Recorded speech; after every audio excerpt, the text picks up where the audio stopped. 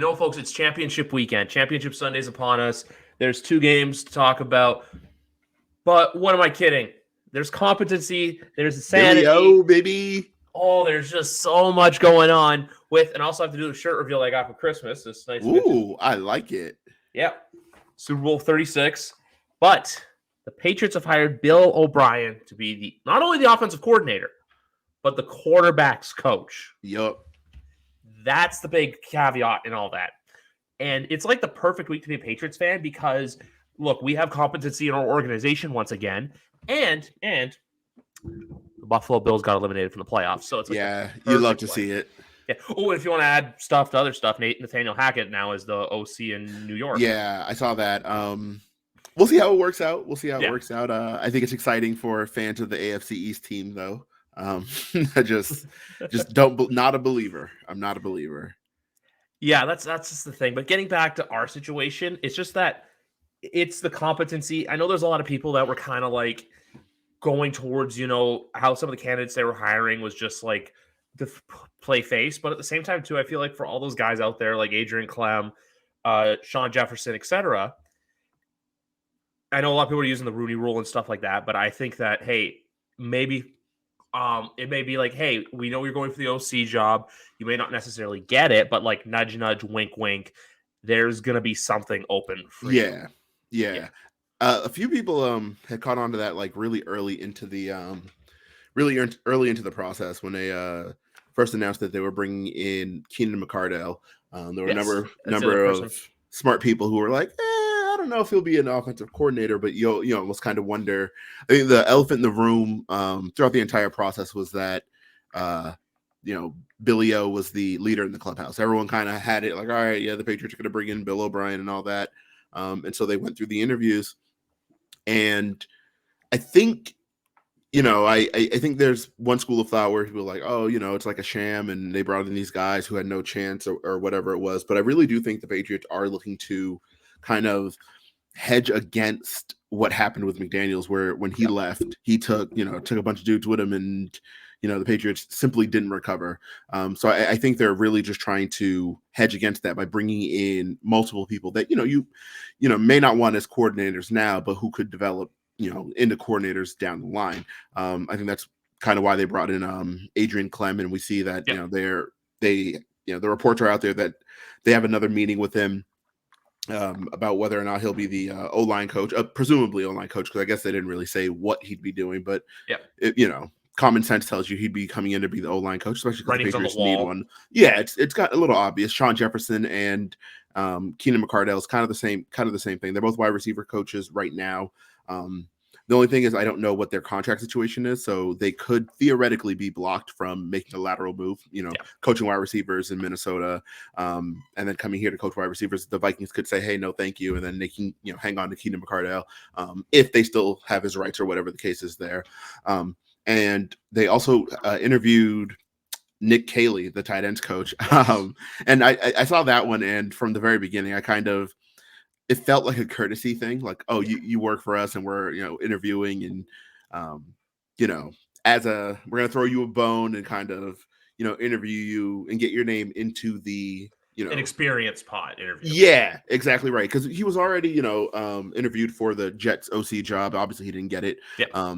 But I figured something like that, especially if his contract is expiring, like many of us believe, right? Because I remember it was reported last offseason that this would be his last year. Yeah. So I think it might have just been a kind of a courtesy kind of thing, like, hey, get your name in the circles. Something like nine teams remaining still need an OC, and we'll see how it is after this weekend, if that number goes up or goes down. But 9 teams need OCs, so you give the guy that has been with you for the last, I think, 4 years. You give him the opportunity, get his name in the cycle, and get people thinking, because it really only takes one team to hire you, obviously, and maybe some team didn't have him on the radar, saw his name floated in the Patriots OC search and thought, oh, he interviewed with the Patriots, he interviewed with the Jets, maybe we should look into him too. So that's how I feel about the whole Nick Caley thing.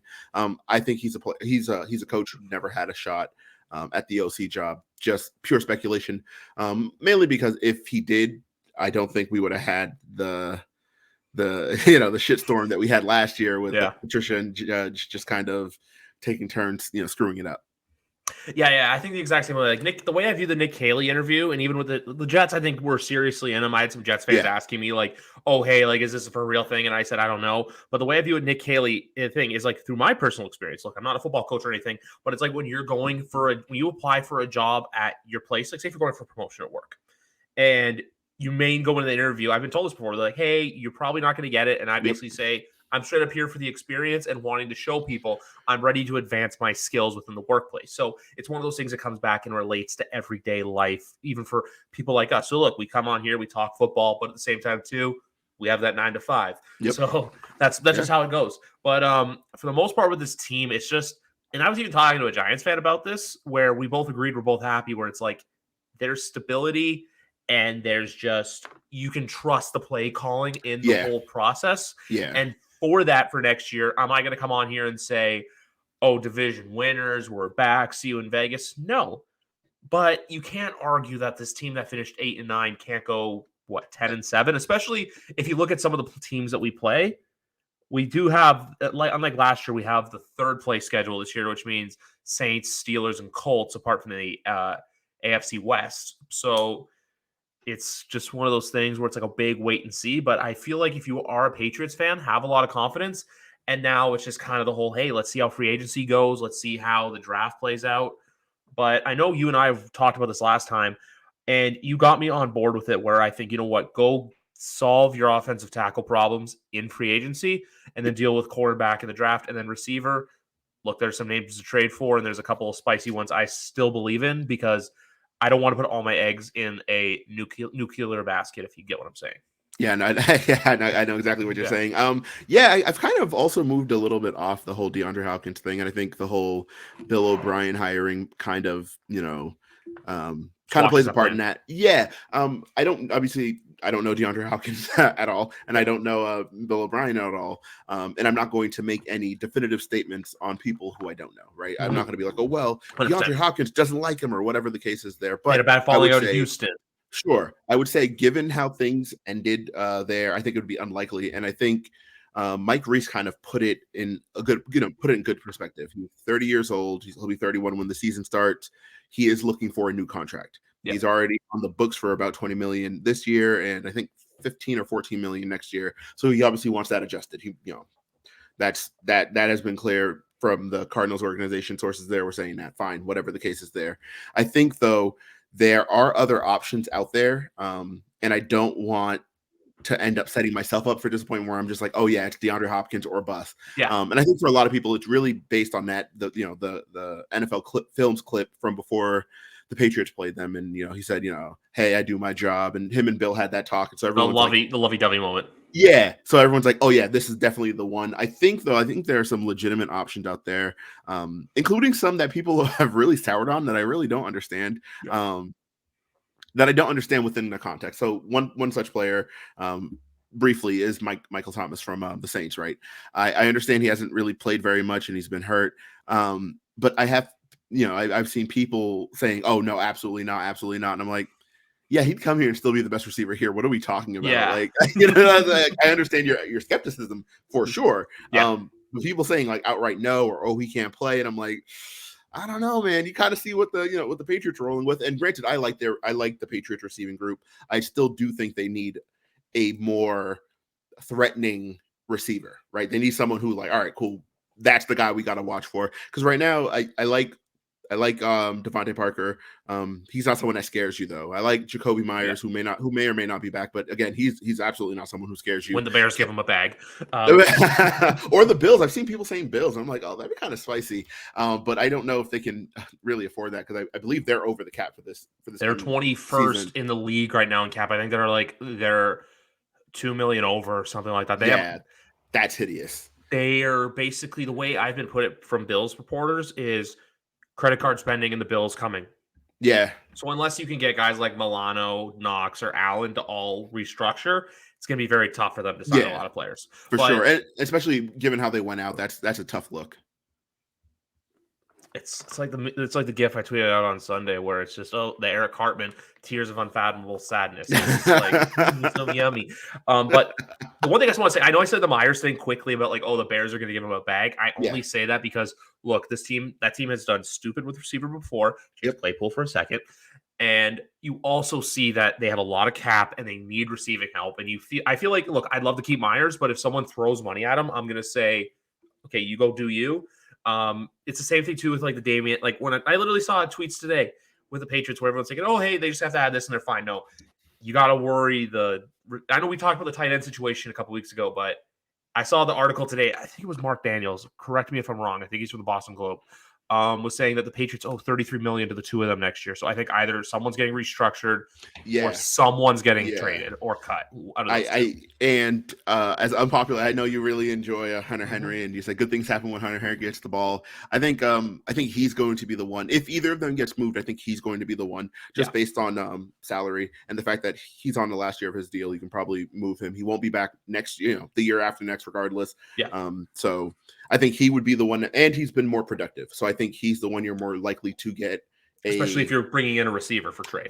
Correct. So, you can move him for something and then, get his money off the books. And I know that upsets a lot of people because for whatever reason, John New engenders a lot of hate among the fan base. I don't really understand used him properly. That's the thing. Yeah. I'm like, it's not even his fault either. It's like people are saying things about John New that just simply aren't true. They're like, oh yeah, he's like never open, or he just drops passes. And I'm like, I don't know. He was targeted 37 times. He caught 27 of them, and he kind of just did what he did with the opportunities he was given.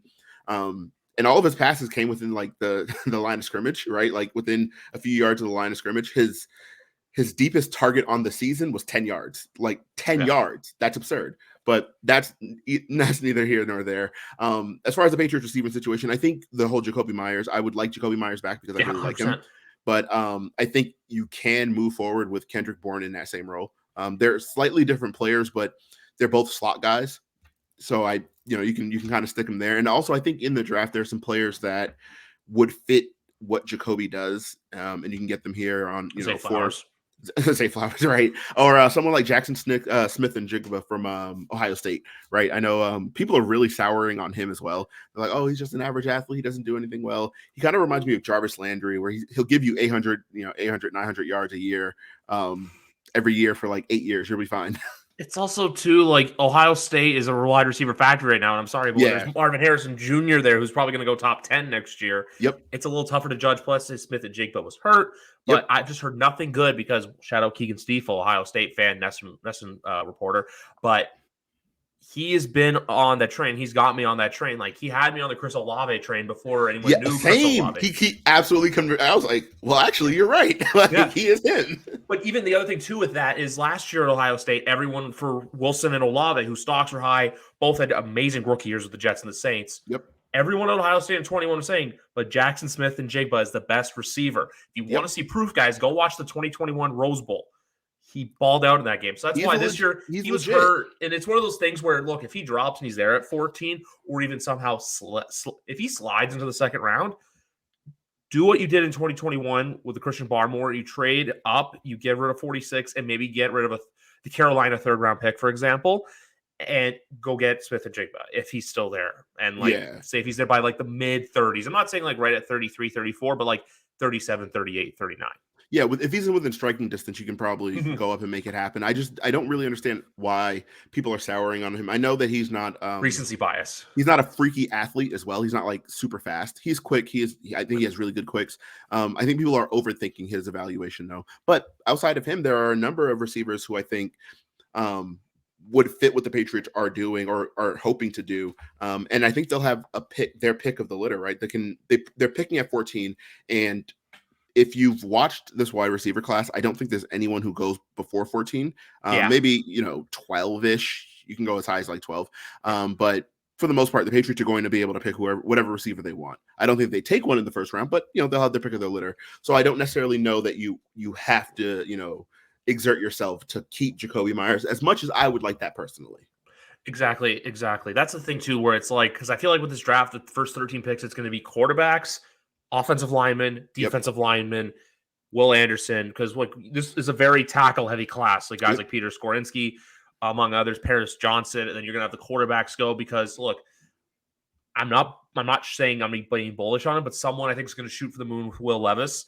And I think Anthony Richardson possibly is going to get in the top 10 as well. So those are things to consider.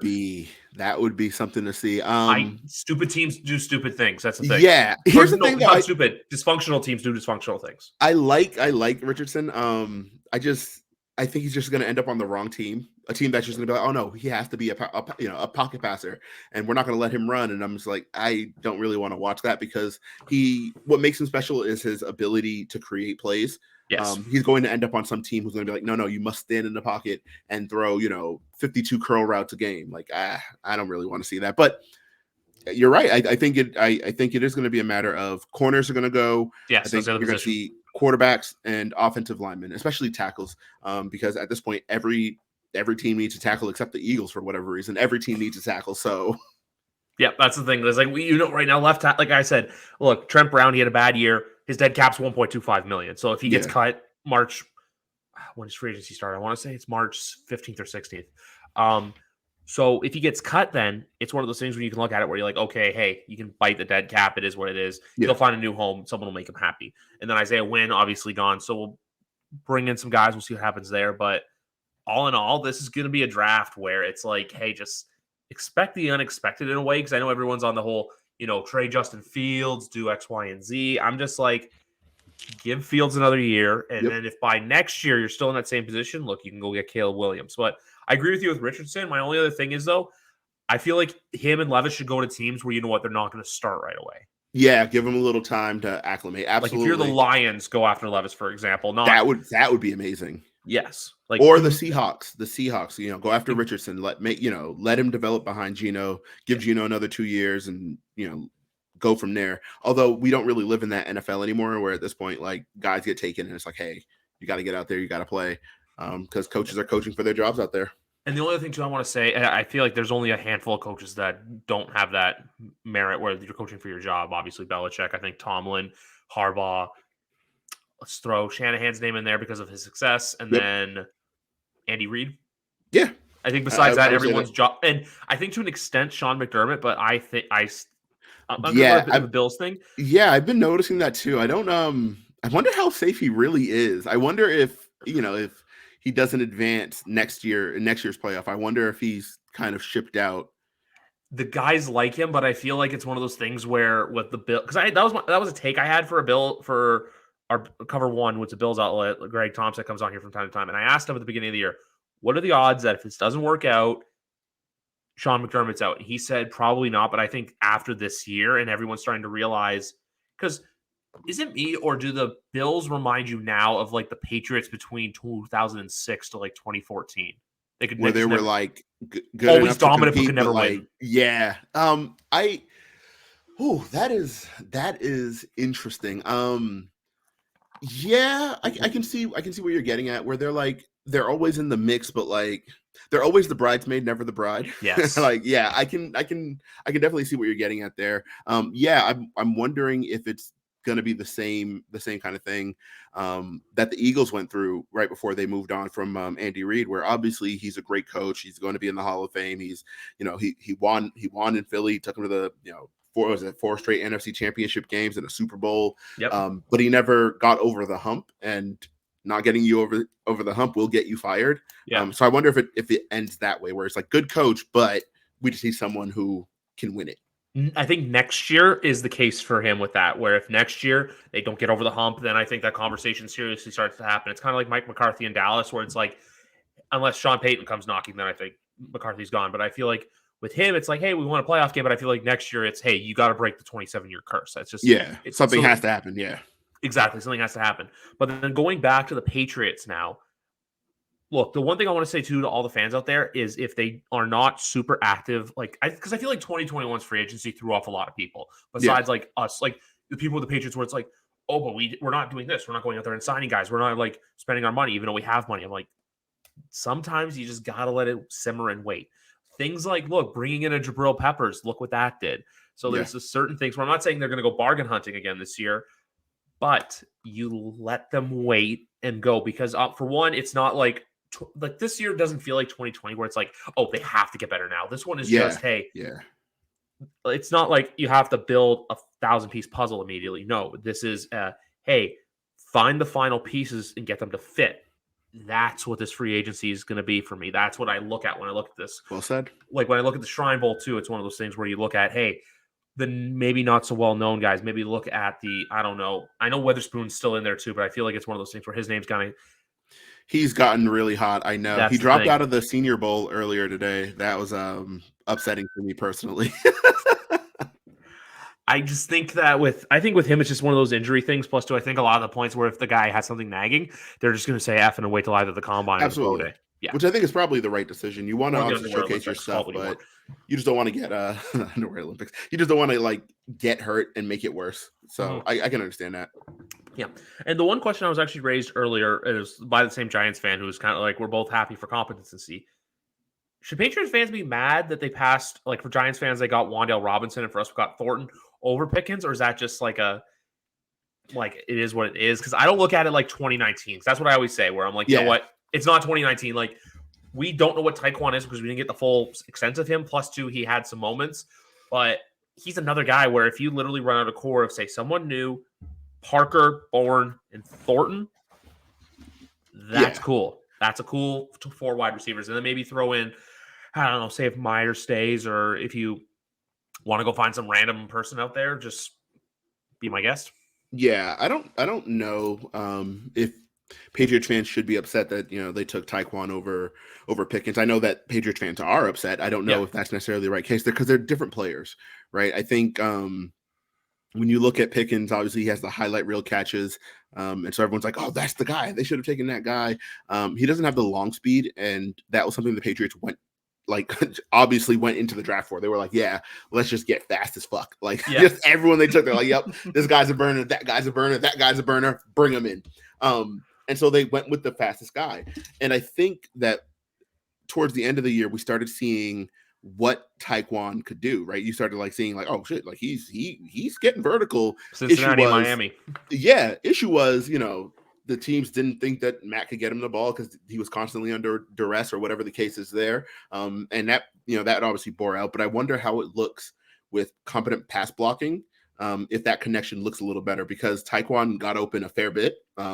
Anyone who tells you oh, he's not getting open or whatever, they're not watching the all 22. They're just looking at the broadcast and they're assuming, oh, well, he didn't get the ball. He wasn't open. Not the case. He is getting behind the defense with regularity. It's just obviously not connecting because in order to take deep shots, you got to protect long enough to take the deep shot. And that simply wasn't the case, especially down at the end of the year there. Cause I mean, the O-line had just completely crumbled by that point. It was just we're just gonna have to, throw it short and make it happen. Cause the deep ball isn't working cause we can't block it up. So I don't know if they should be upset. I think I like what Tyquan offers. That pure speed element is very good.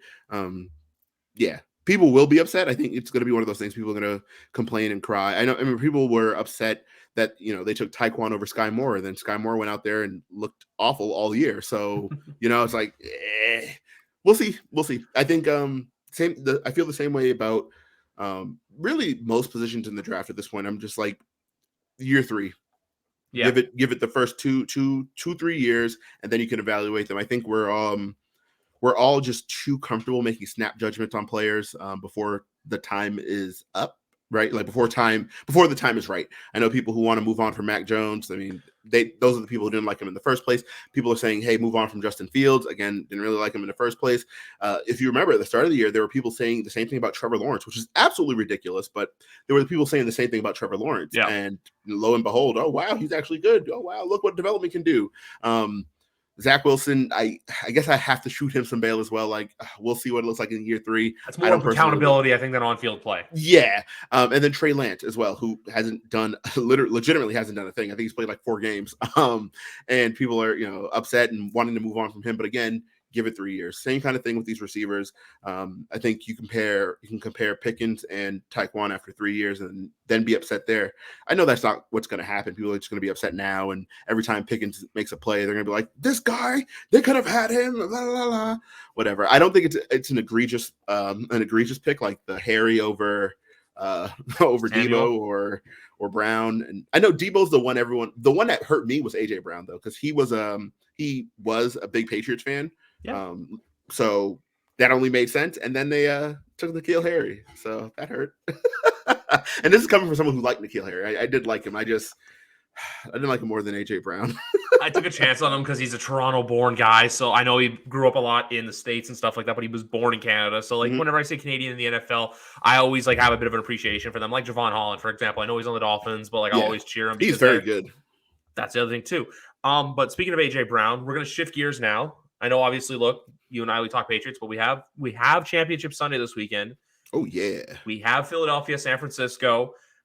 One thing I'm going to say is there's a video I found. Well, it's actually kind of funny because you basically were talking about how Andy Reid got fired. And I saw a TikTok today literally about Andy Reid firing and how the Eagles have been this, but then the Chiefs have been basically unstoppable since here. But I actually saw another TikTok that I liked from last week. I don't know if you're going to get the audio or not, but can this man go into the link Sunday and beat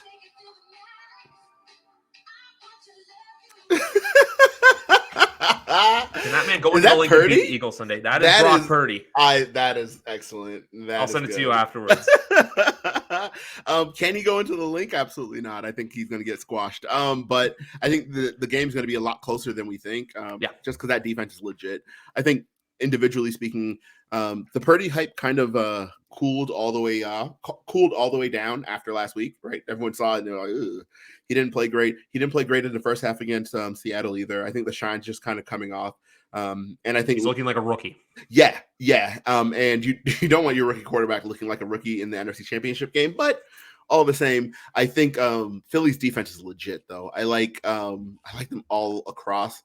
I don't love their linebackers, but I think their secondary is phenomenal. Their D line is disgusting. I don't know who allowed them to assemble that amount of talent in one year, but I think it can get real ugly for I think they can get real ugly for San Francisco, but I think score-wise, it'll be kind of reined in. I think, what is it, the 2.5? I think it'll probably be a 3.4 point game. So I honestly can see a very similar game to Sunday where they play Dallas, where it's like, I know there's a 2.5, but when I look at the 46.5, I'm thinking under. I'm thinking like a 17-14 football game. I said the same score for there, but I think this game's honestly going to come down to which quarterback screws up the least. And when it comes to that, I trust Hurts to get the ball more. But the only thing is, though, which secondary is going to come up with a big play? Because, look, we saw Fred Warner balling out. And if you get that, who's arguably the best linebacker in football right now. I don't even know if it's an argument. I think he is. Yeah, he is. Who's his competition at inside linebacker? Say probably maybe Parsons, if anything. But he's an outside. I mean, at this point, he's an edge guy. Yeah, he's an edge guy at this point. I think it's Fred Warner. Yeah. And I feel like he doesn't get the recognition he deserves for that. Even to the other guy I really like, who you and I have talked about before, like Hufanga is an absolute stud at safety for the 49ers as well. Both guys are all pro. Both guys are going to the Pro Bowl. We'll see if it ends up happening. But when it comes to this, like I was thinking about it today, I'm like, okay, when it comes to quarterback, I take the Eagles. But the only offensive positions where I take San Fran is at running back and at tight end. Tight end's not a very far margin, but I think Kittle to Goddard, it's just like kind of here and here where I can see that. Kittle didn't have a great year. And Goddard had probably his best year. But in terms of like just producing when he was on the field, I think it's closer than people think. But I would also give it to Kittle. I think he does more with the ball in his hand than Goddard does. I think he's a little underrated, George Kittle, which is weird to call a player of that caliber underrated, but I think he's a little underrated in his yak ability. We've been seeing it since he got here, since he got to the league, that like he can run through tackles and he can make it happen with the ball in his hands. And I think people kind of take it for granted that like yak from tight ends is not really all that common, right? Like we think about all the special tight ends in the league. You think of someone like Darren Waller, he's not like a monster yak guy. You think of someone like Travis Kelce is, but that's just because he's kind of ridiculous. Mark Andrews isn't really a yak kind of guy. So when you see a tight end who can catch the ball and just make it happen, you're like, okay, cool. That's great. I think that's a little underrated. And he's always kind of in the right spot at the right time. We obviously saw it in that game where the game on Sunday where he caught the ball and he wasn't even in the pass pattern. He was pass blocking, and then just kind of leaked out and Purdy hit him up the seam and was like, all right, well, we're just gonna make this happen. I think that's a good place to look if you're looking for like who can change the game, I think it's going to be there. I like, obviously, Deebo Samuel and Brandon Ayuk. But I think that what Philly has on defense in their secondary is enough that you need a third wide receiver to step up. And I know, Jawan Jennings is a fine receiver. He's not That him. killer X factor. Yeah, he's not going to be the one who changed the tide, because Philly has Darius Slay, they have James Bradbury on the outside, so you can have those account and then go from there. And I think really CJ Gardner-Johnson is going to be the big X factor, because San Francisco likes to get their players in space. That's like been their thing for who knows how long. They're just like, hey, we're just gonna get Deebo in space and let him create. And so at that point, you just need a good tackling safety / slot or whatever, wherever it is they put CJ Gardner-Johnson, because he kind of plays everywhere. I think he's going to be the one to stop Deebo from taking a 4-yard pass 70 yards up the field and breaking the game open. So I like Philly. I like Philly's defense better, and I like Philly's O-line. They were just embarrassing. Dogs. Just embarrassing the Giants. It was disgusting. You're like, wow, they're just caving them in. And Jason Kelsey bully. Oh my gosh, yeah. And you're just like, yep, cool. I guess Leonard Williams doesn't even matter here. They're just like moving Dexter Lawrence, who hasn't been moved all year. They're just moving him out of the gap. Unbelievable season from Dexter. Holy cow. It was incredible.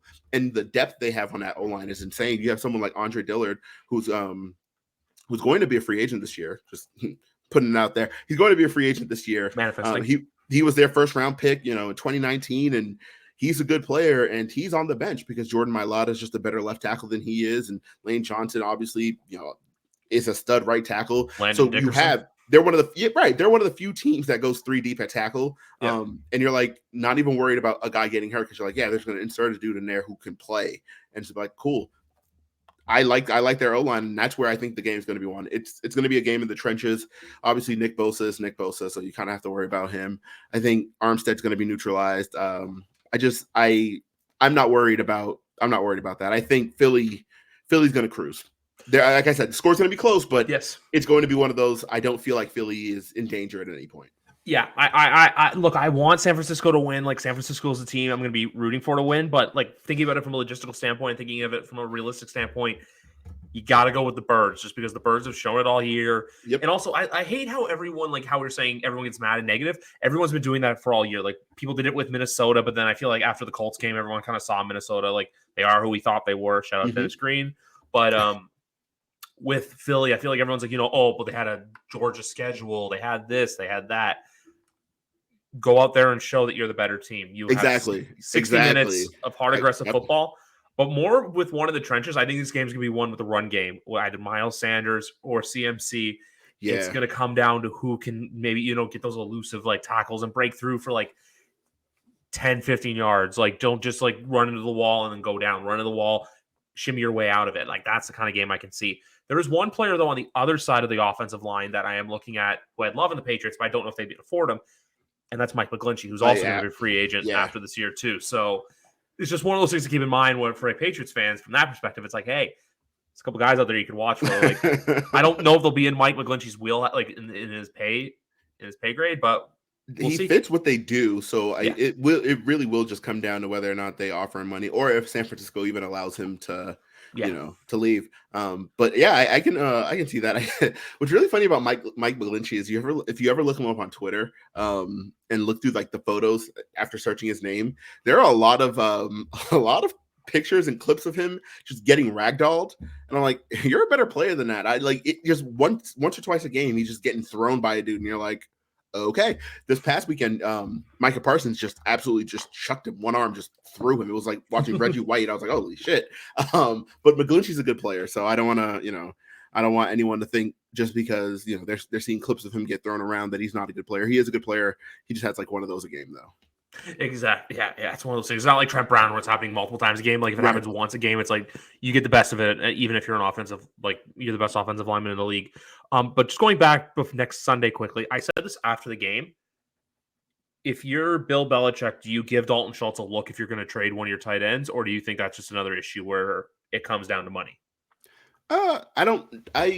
I don't think you give Dalton Schultz a look. Just because at this point, what you're looking for at tight end isn't necessarily like someone to come in and start immediately. I think you have to draft the tight end. Dalton Kincaid, okay. Right. Like at this point, because again, the way just based on how I would look at roster building, it's like, all right, you have, John New and you have Hunter Henry. We talked about it earlier. We don't think both are going to stick on the roster. Fine. But you don't need someone to come in and immediately. It's not like 2020 where you needed someone better than Ryan Izzo. I have someone. Schoonmaker from Michigan. It's just like the perfect. Okay, it's too perfect. Yes, I'm curious on where he goes though, because I thought he'd be a day 3 kind of guy, like 4th round, 5th round.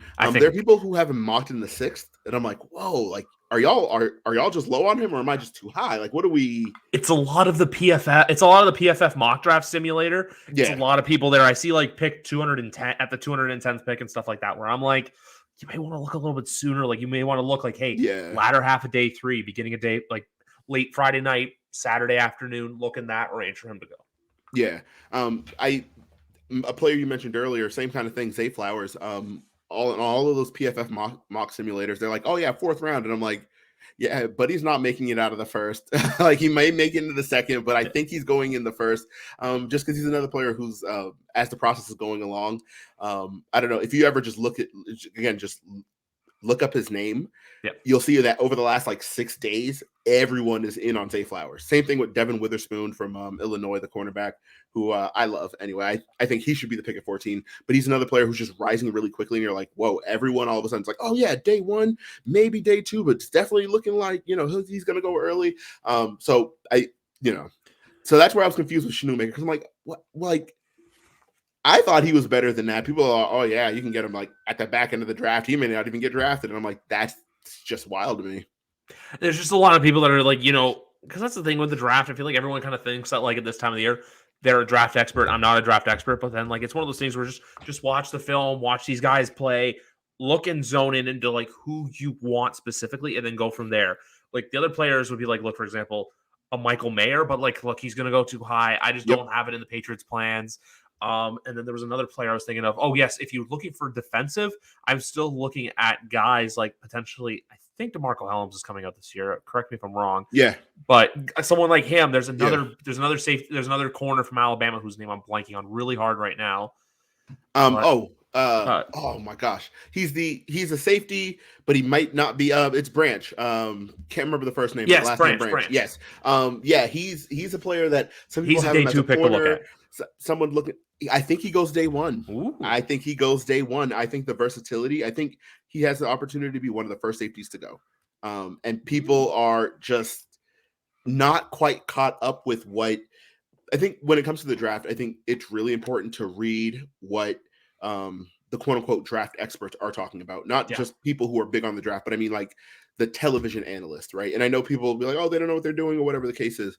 A lot of the times though, these are guys not projecting on what they think, they're projecting on what they're hearing, right? So if they're up there saying, hey, so-and-so's going to go, day 1, and everyone's like, what? This guy sucks. There's no way he sucks. Blah, blah, blah. But it doesn't matter if he's hearing from from people in the league, like, hey, we like this guy, he's going to go day 1, then adjust your mocks accordingly. That's just, Yeah, but and also too, Toto, the linebacker as well, if they are looking for linebacker depth as well, would be a good addition as well. Yep.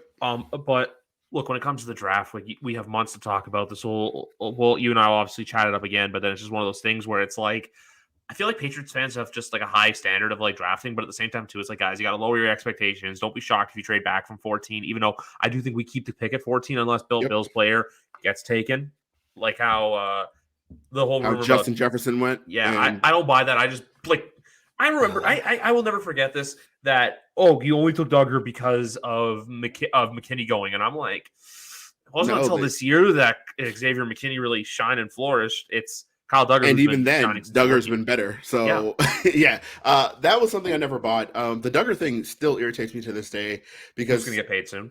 A lot, they're gonna pay him a lot of money. But a lot of the draft experts, thinking of Lance Zierlein, Dane Brugler, do you put McShay and Kuiper in that category? Yeah, them as well. And I'm thinking on oh my DJ. God, I'm blinking on his name, not DJ. It's Bucky? Matt Miller.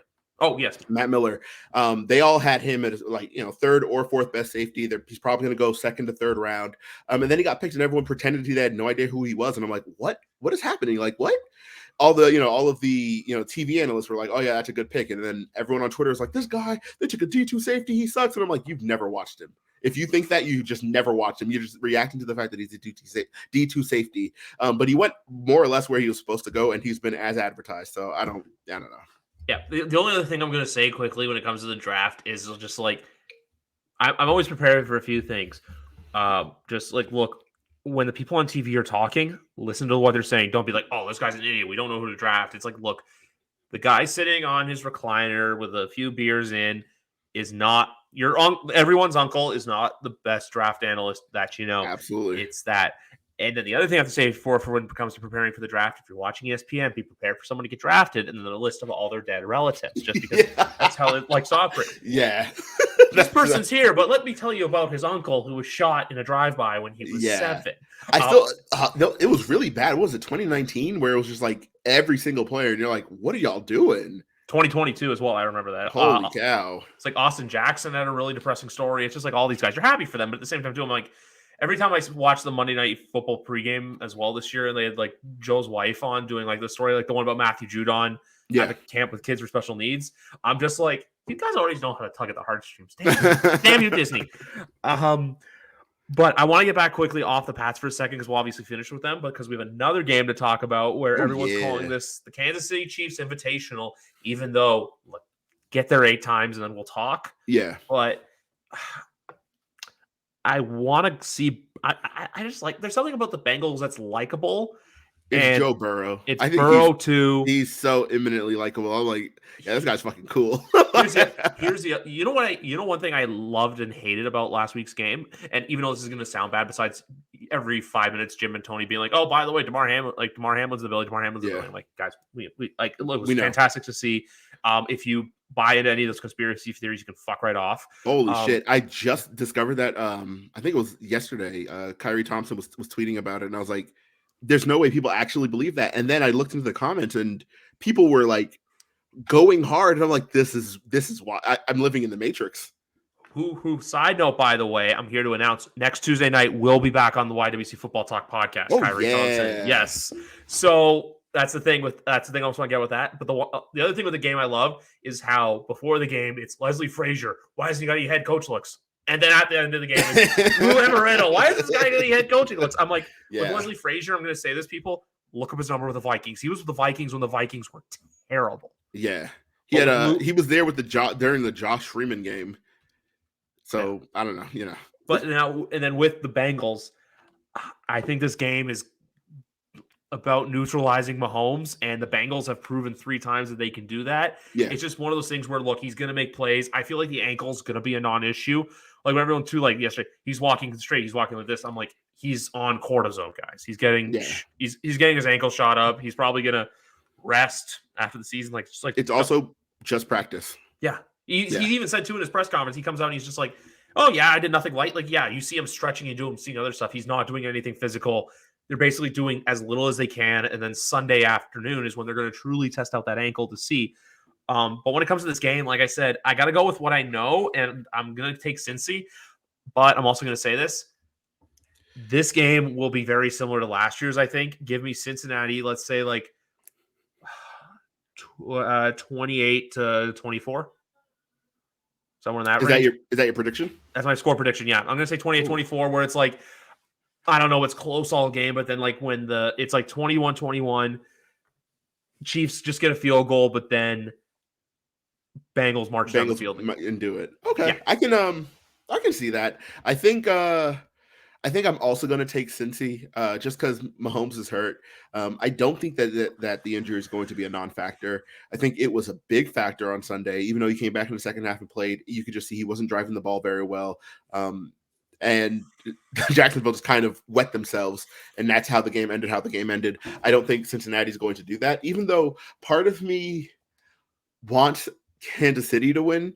And Andy Reid doesn't play in non-Florida Super Bowls. And look it up. I'm not joking. I'm not kidding. Is that a fact? His 3 Super Bowls. Think about it. Who did he play in his first Super Bowl? Patriots. Where were we? Oh, was that Hard Rock? No, that was Jacksonville. Was it Jacksonville? Yep. It was That was Hard Rock 3 2004. years ago, Okay. and then 2 years ago was Tampa. Oh, you're right. Yeah. And okay, okay, But I'll say this, okay. though. The Chiefs were my preseason pick because throughout all the Buffalo hype and all this stuff and everyone going, oh, we don't know about Patrick. I'm like, guys, he's still Patrick. You can Yeah. put the 2020 Patriots receiving cast with him, and he's going to be in the AFC Championship game. Okay. So funny story. Funny that you say that. I was listening to a podcast earlier this week. I think it was the GM Shuffle with Mike Lombardi and Yes. F.A. Obede. And one of them made the comment that the Patriots receiving core wasn't that much better than wasn't that much worse than Kansas City's. And then you look at it and you're like, I guess. I mean, they have Travis Kelce, but like as far as like pure receivers go, it's not a great group. They have Juju, they have Marquez Valdez, Scantling, and they have Kadarius Toney, who obviously I think is significantly Young better, Joker. and he's like good. It's just apparently they don't buy him out there in Kansas City as far as like being a legitimate game changing piece. And I'm like, I don't really understand that. But part of, like I said earlier, part of me wants Kansas City to win, and that part of me is the part of me that wants Eli Apple to just shut the hell up. So I would hate for I want it for me. I want him to lose personally. I want Cincy in the Super Bowl. I just want Eli Apple to somehow lose. I don't know. He's just a supremely annoying player. So I'm just like, man, you go out there, you don't really do much, and then you have a whole lot of shit to talk, and I'm like, cool, I guess. Like, and your mom defends you on Twitter? What happened? His mom came out his mom, Annie Apple, and she's been doing it since he was in New York. Yeah. But like they got tired of him in New York, they got tired of him in New Orleans. The only thing I'll say is, though, and this might be controversial, I think him going Cancun on 3 wasn't a dig at DeMar Hamlin. I think it's just like, where they go like this all through 1, 2, 3. Like, I think that's what he means. I think everyone just took it as he's ripping Hamlin, which look, I don't think any player has done or will do. I think that's a stretch. I think it was taken way out of proportion. Also, I'm not gonna lie. As much as he annoys me, that was so fucking funny. Yeah. Cancun on 3. Yeah, that's excellent. It was the follow up that bothered me when he got into it with Shaq Lawson. I just didn't like the way he handled that. I'm like, this guy talks a lot for someone who's just not that good, but he's on a winning team and he's not individually getting burned. So it's tough to, I liked it after the Super Bowl though, because, he played when they played the Rams and he got beat and, they let him have it online. That was a great time. That night was awesome. They were absolutely taking it to him. And I'm like, sick. But in this game, I'm taking Cincinnati. I think they have the better defense. I think, I've been saying it all year. No one really agrees with me, but I'm 10 toes down on this one. I don't think Kansas City's defense is very good. I think they're getting by in the secondary. I think they're kind of getting by. Too. Chris Jones is obviously very good, and I think Frank Clark is turning it on as well. And I like Nick Bolton. I just don't think as a unit that defense is very good. I think people are pointing to Watson, their corners, like, oh, he's pretty good. I'm like, he's fine. McDuffie hasn't impressed me in any way. Juan Thornhill, he makes a play every 6 games. Unfortunately, he made one last week, so we won't see one this week. There's one player I do like on their defense, though, and that's Karlaftis. He has his moments, but he's the third end there, and I don't know that he's going to have a significant impact. They have Carlos Dunlap is still there, I believe. Yeah, I think so. Him, and then doesn't really do it for me. I like L'Jarius Sneed, but again, it's a fun name to say. That is a fun name to say. I just don't think as a whole their defense is very good. I think there are a lot of players I like, but I don't always like good players. Sometimes it's like players who like pop to me. I'm like, oh yeah, I kind of like that guy. I just don't believe their defense is that good, and I think they have the potential to be exposed royally against that Cincinnati wide receiving core. I think so too. And the one thing I'll say that's been good about the Kansas City Chiefs all year is that a certain couple of someones haven't really said that much or been that active on social and have been annoying like they have in years past. I'm not going to say their names, but they may be related to a quarterback. Okay. Yeah, no, one of those someones was very active last week. She was very active, and I was like, I just haven't seen it at all because it was like so last year with her it was a chain reaction. Buffalo does the "We Are the Champions" thing in the wild card. She goes spraying the champagne after they beat the Bills. I was just like, okay, when you do actions like that, I'm like, okay, Bills, you're going to lose next week because you did stupid. Mhm. Sure, even though she doesn't play, I'm like, you don't do that after winning the divisional round. Yep. Go. So that's all I have to say about that because I just didn't want to mention the names or anything like that. That's Yeah. all.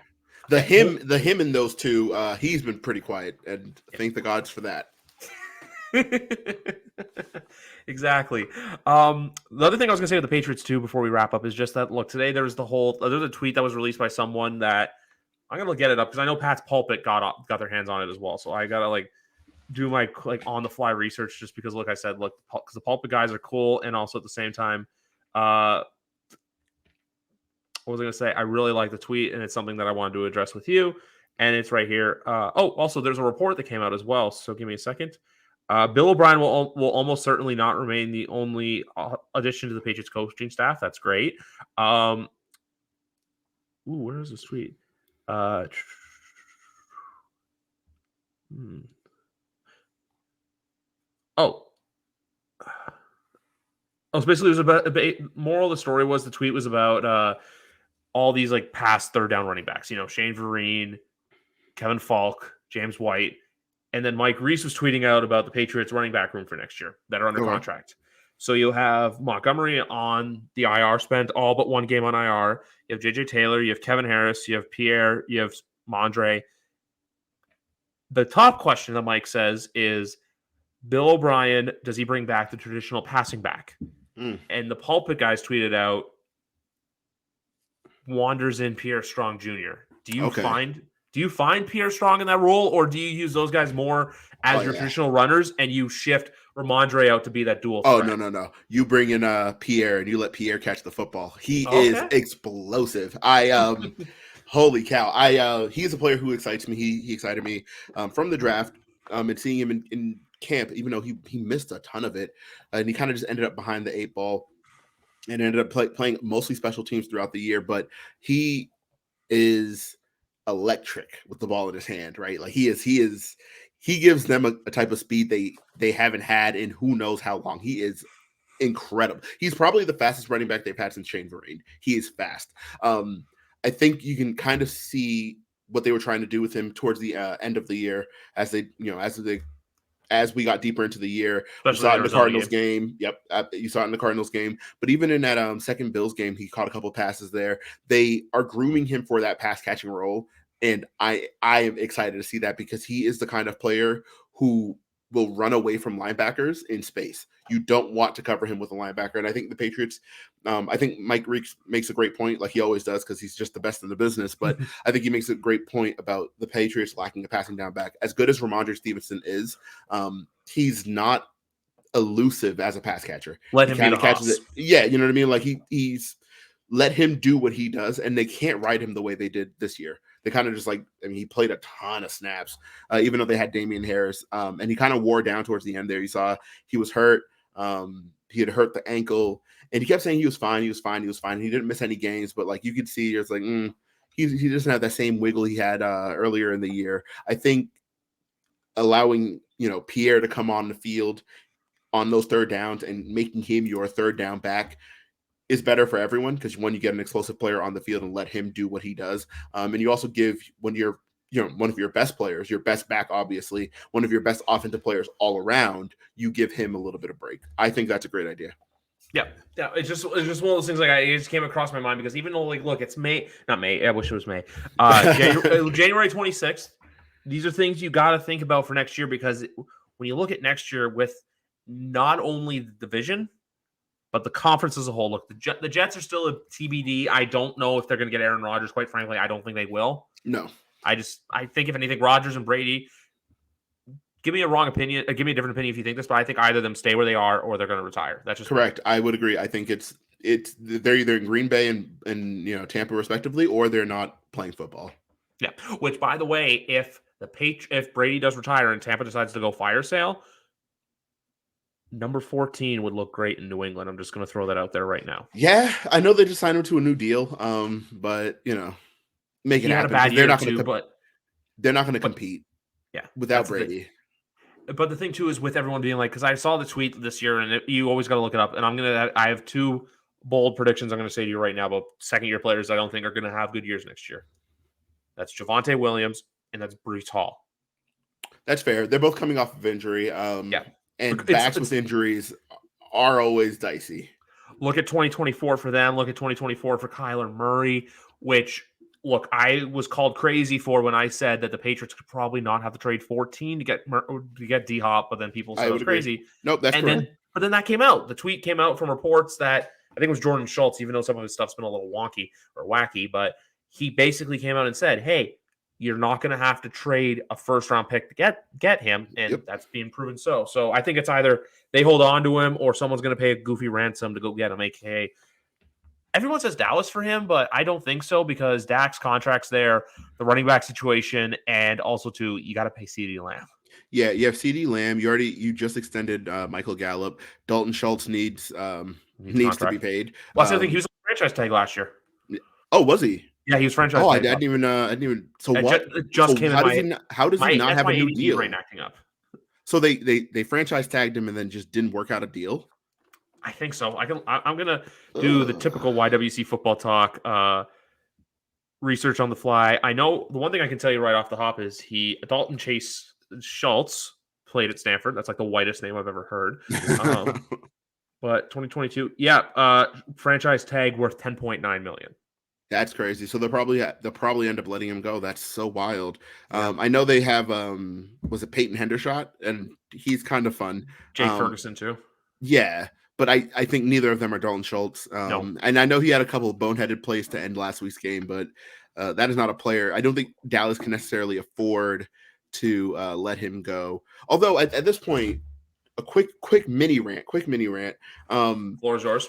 At this point, I am so sick to death of the weapons conversation because every single team that has lost in the playoffs this year, everyone is just kind of saying like, oh, they don't have enough weapons. And I'm like, what? Like, if they have no weapons, what do the Patriots have? Yeah. Right? Because these are teams like with Buffalo, they have, Stephon Diggs and Dawson Knox. And apparently people don't like Dawson Knox in Buffalo, which is weird to me. But they're like, oh, he's not very good. And Gabriel Davis, I was never on Gabriel Davis, but they have, Khalil Shakir, and I think he's a pretty good player. But apparently people don't think Buffalo has enough weapons. People don't think Dallas have enough weapons. And I'm like,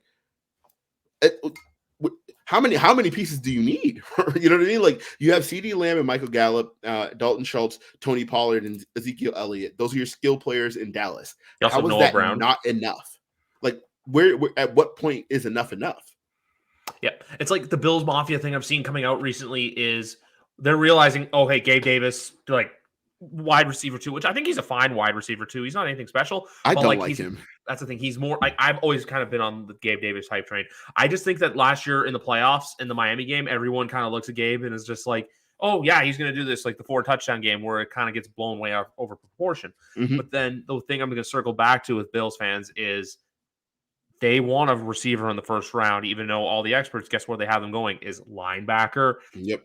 And safety, they need safeties. They don't have any. Like, you have Jordan Poyer, who one of my favorite players. He's absolutely gone. He issued the apology. Issued the goodbye. You have DeMar Hamlin, who was hurt. Who knows if he'll be ready for September? Exactly right. And then you have Micah Hyde. Get healthy first before you ask if the football player is ready to go. Exactly. Micah Hyde is the same situation. He has a neck injury. I know they, opened his practice window prior to being eliminated. They also said that he was going to play if they had made it to the championship game. Sure. I don't buy that though. Like, it's a neck injury. I don't know that you proceed with caution. Yeah, players don't usually come back from neck injury. So I'm just like, you need safeties. I know everyone wants more weapons, but at some point you have to get the fundamentals, like the foundation down.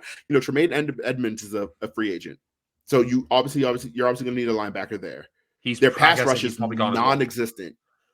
Well, that's the thing too. Like, do we expect Von Miller to be fully back to himself next year? Because that's the thing I always say with ACLs, where it's like this year everyone's kind of dunking on Michael Gallup and Chris Godwin because it's like in fantasy they were like wide receiver 20 and like wide receiver 29. Where I'm like, guys, it's like look at Saquon, 2021, he had a pedestrian year. What did he do this year? He broke out. So that's why next year I look at guys like Chris Godwin and Michael Gallup to bounce back and have really good years. Yeah. Meanwhile, that's why I said the comment about Javonte Williams and Breece Hall, because they're not going to be the same player next year. You need to give them time. Look at Tom Brady. 2009, and then 2010, he was the first ever unanimous All-Pro Associated Press MVP. So that's where I kind of look at it with that. And then with Buffalo, too, here's the other thing. That offensive line. Holy cow.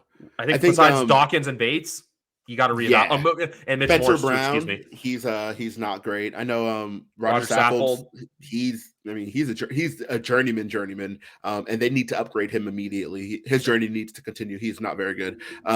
Yeah, they're I think Buffalo has a lot more holes than people are giving them credit for. Running back I too. don't know. Yeah. Devin Singletary is a free agent. I know they have James Cook, but I think with the way that they utilized their running backs down the stretch last year, I think they kind of tells you where they think James Cook is right now. And that's not to say he won't get any better. But you're Singletary's a projecting a free agent, pretty by the way. you're projecting a pretty big leap there. And Nyheim Hines, they added him and he didn't do anything except kill the Patriots. So Yeah. That's the thing too. And then I think for them though, more than anything, I think next year, if they don't go far, I think it's a complete house clean because of the way Ken Dorsey's offense has looked, the way that Leslie Frazier's defense has looked. Like, it's just one of those things where something happens. Like, they just fired their safeties coach today, actually. That's which was crazy to me because with all those injuries, I'm sure he did the best they can. I mean, Dean Marlowe was out there playing safety for him. Like, he can only work with what he has. Yeah. And like I said, though, I still think Edmonds and Poyer are gone, but I think if anyone wants to stay and take a hometown discount, it's them. And the other thing, and the Bills fans are trying to latch onto, which I'm going to applaud Bills Mafia for recognizing this, letting free agents walk to get comp picks. You don't have to re-sign every single free agent. So for Bills, I'll give you your kudos there. A couple more quick things with the Pats, though. When you look at this whole process, that's the thing I was going to say too with the Pats, with the division next year, and that's what I was saying before with the division, the conference as a whole. Because I'm going to say this right now. For as much as I don't want them to succeed for what the quarterback has done off the field, Cleveland's going to be a much better team next year. Sure, yeah.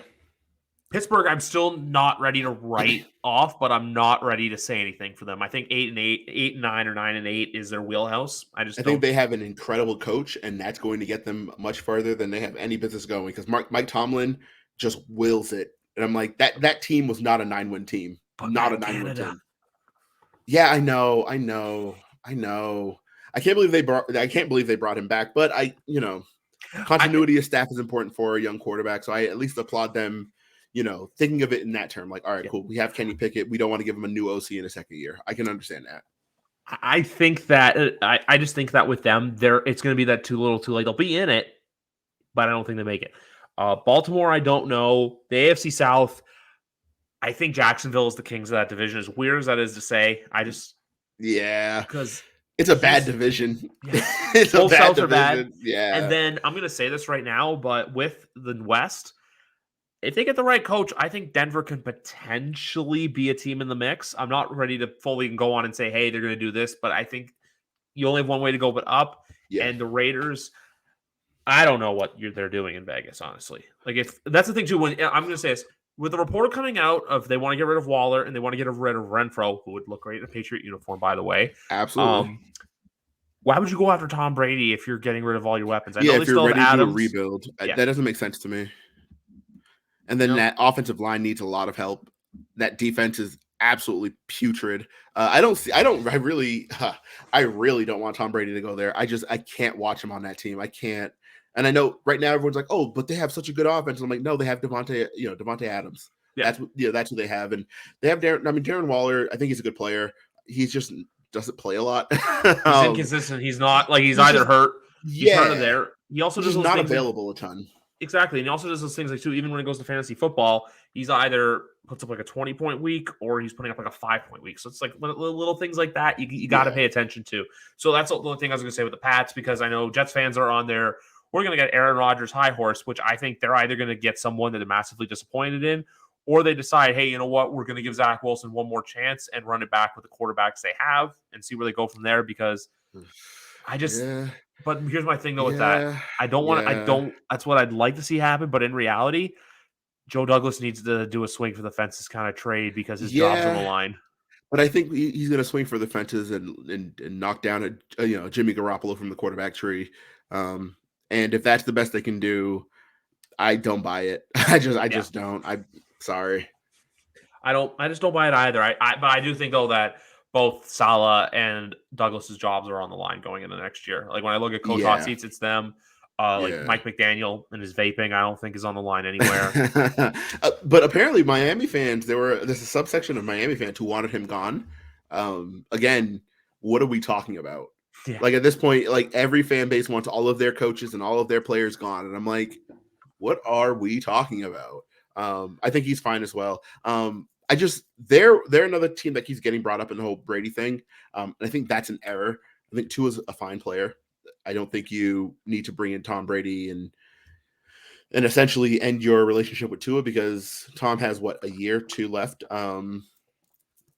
You're now going to have to restart from quarterback. I guess it's great if you win the Super Bowl and all of that, then everything's worth it if you win the Super Bowl, absolutely. But I don't know if they do. So I'm the same way. It's just like one of those things when you look at it and you're like, can you really do this? Can they really do this? Where I'm just like, no. And also too, the whole people recording him while touring a school. Like, guys, that was you don't, creepy. That's creepy. like he's touring a school for his kids, guys. Like he lives in Florida. Yeah. He's one of those guys. He's gonna retire. And I'm also gonna say this too, selfishly.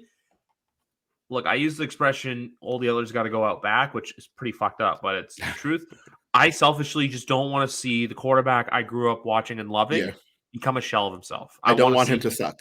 I just don't want to see him suck. Yeah. I don't want to see him. It's like how, like, I think I made a reference to the show. No, it was a different show. Yeah, I did make a reference to the show South Park earlier. I don't know how big of a South Park fan you are, but do you remember the Guitar It's Hero fun to episode? watch, but Do you remember the Guitar Hero episode? No.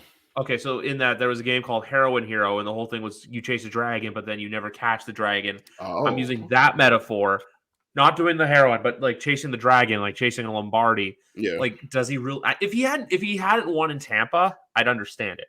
Sure. But sure. You want to branch out he got and his make it chip happen. in Tampa, and then this year we just saw mistake after mistake with him, and it's just like I don't want to see Tom suck. I want to see him go out.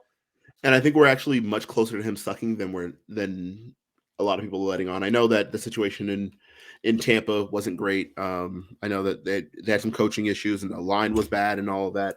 But I don't think he was free of fault. And I know a lot of people are like, "Oh no, it's just put him on this team. It's going to be back to back, back to good old Brady." And I'm like, "No, he wasn't playing super great, and it's okay to admit that."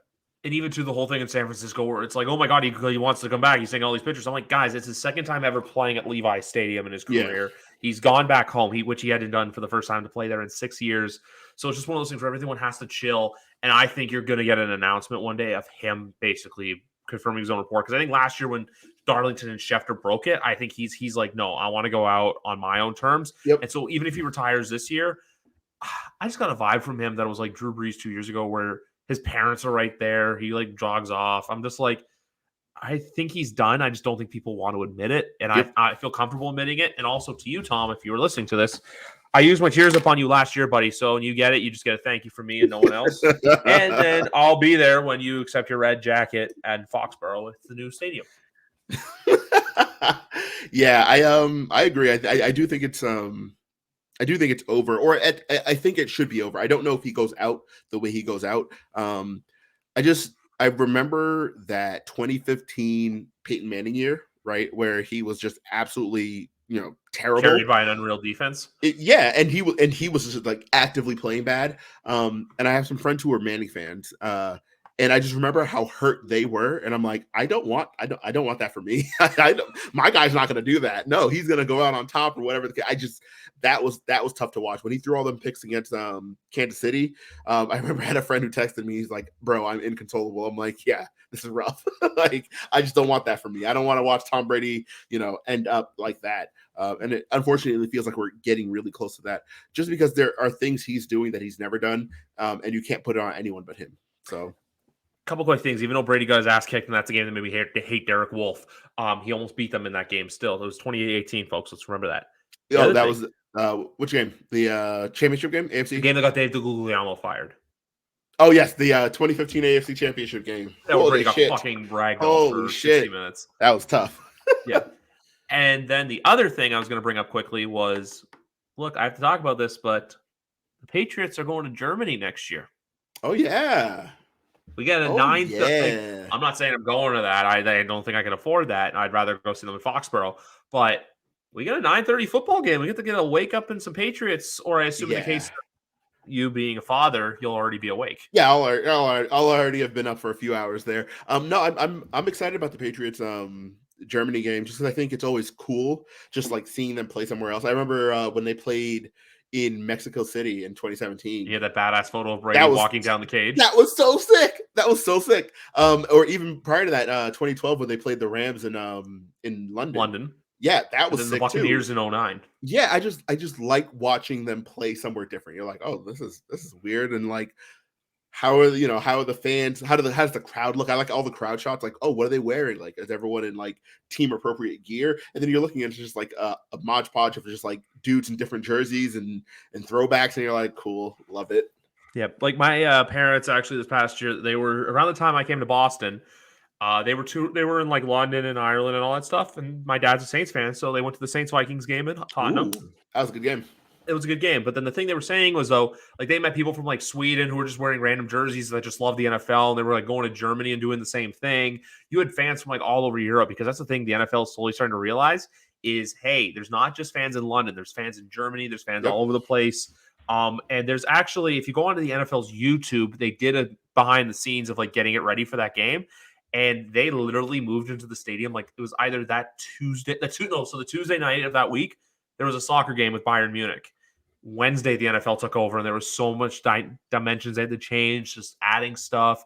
Like the thing that doesn't get talked about too is like the equipment managers for Seattle were saying that like in June they went over to Germany to like do a site survey to see like where they put everything and stuff like that. So there's a lot more that goes into those games than people think. And you know what? I'm gonna like that day because it's 9:30. For fans, if you're already awake or if you're waking up, you wake up, you watch the football game, and then you watch Red Zone all day and right into Sunday Night Football. So it's like that chef's kiss of football action, if you will. You get the whole day. Love it. Yes, you get the whole day. But anyway, it's always a blast getting to talk Patriots with McGarvin. We'll be wrapping it up. We'll be talking. Enjoy the Shrine Bowl. One thing I'll say too is before we go, Pro Bowl games. I'm kind of tempted to check it out just to see what it's like. I'm gonna check. I mean, I've watched the actual Pro Bowl games for way longer than anyone had the right to. So like, they're doing something new. I'm gonna I don't know. It's just like, oh, football's on. I guess I'll watch it. This one's more just I know it's just a skills challenge. So I'm like, oh, I'll tune in. I'll see what they're doing. I'm into it. Yeah. So that's the thing. I'll watch it too. And then also I know because football's not around that much longer. So even last weekend when the football was bad, I'm like, guys, we only have 2 more weeks left of this. So enjoy it while you can. Yep. That's what I'm going to say to you. Enjoy the football while we can. Or we have 7 more months to talk about the Patriots before they kick things off again for 2023. But anyway, guys, enjoy Championship Sunday. This has been episode 209, rightfully titled, fun name to say, shout out to L'Jarius Sneed.